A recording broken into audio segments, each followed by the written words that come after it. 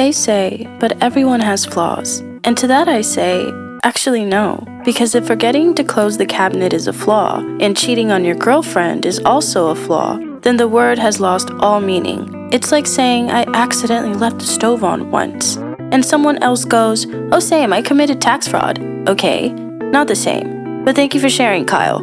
Yes, everyone is human. Yes, everyone is messy. But not everyone wakes up thinking, how can I be better today? Some people are just committed to the bit being hurting people and calling it personality, or worse, calling it self-awareness. Because apparently saying, I know I suck at communication is now the same as communicating. You don't get credit for diagnosing a pattern you have no interest in changing. And that's what we're talking about today. This video isn't about nitpicking imperfections, it's about calling out the convenient ones. The flaws that stay flaws for 8 years straight, but somehow only get addressed after a breakup. The ones that get wrapped up in a soft little trauma bow and handed back to you like a gift you should be grateful to receive. So yeah, let's talk about flaws, what they really are, what they're not, and why some of us keep excusing emotional violence just because the guy also has anxiety. So let's define it, because somewhere along the way, flaws stopped meaning quirks or imperfections and started meaning red flags we've decided to normalize. A flaw is forgetting names. A flaw is being kind of messy. A flaw is not emotional unavailability, constant deflection, and ghosting every time things get vulnerable. That's not a flaw, that's a pattern, and I get it. We've been taught to water ourselves down to make others easier to swallow. We're so used to being told we're too much that we've started calling emotional starvation a minor hiccup. But here's the truth. Not all flaws are created equal, and not all flaws are harmless.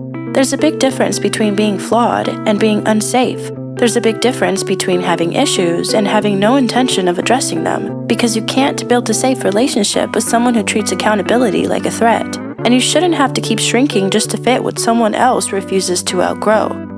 We've glamorized acceptance so much that we forgot it was never meant to be a loophole for harm. You don't need to hold space for someone who weaponizes their hurt to keep hurting you. You ever notice how nobody's perfect only gets pulled out when someone's done something objectively foul?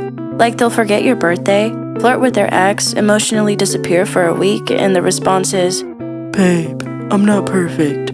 Oh, so that's what imperfection looks like now? Cute.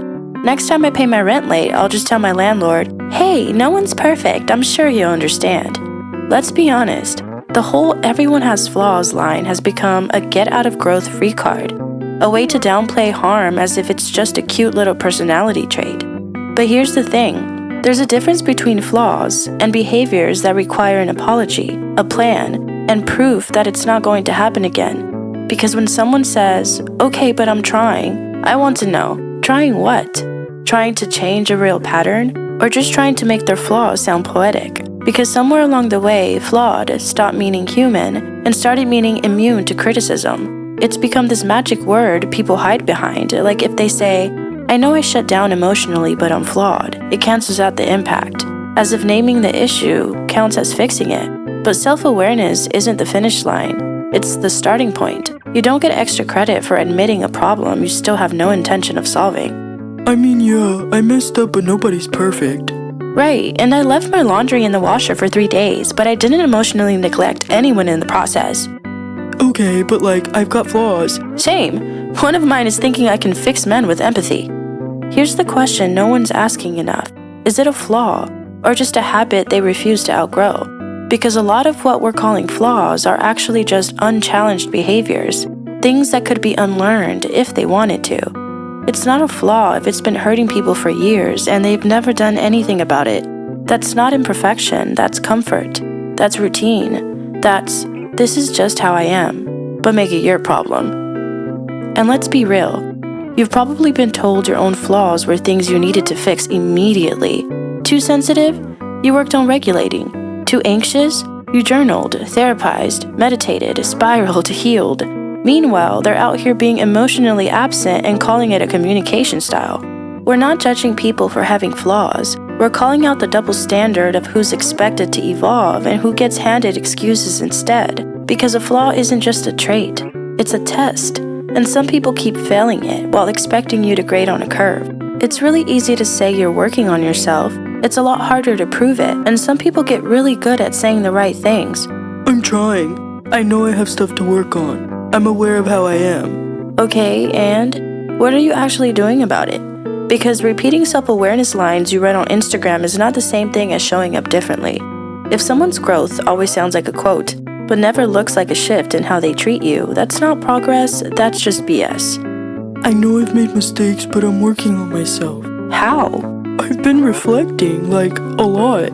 So you've been thinking about what you did? Yeah. Any plans to stop doing it? I'm journaling. You want to see growth?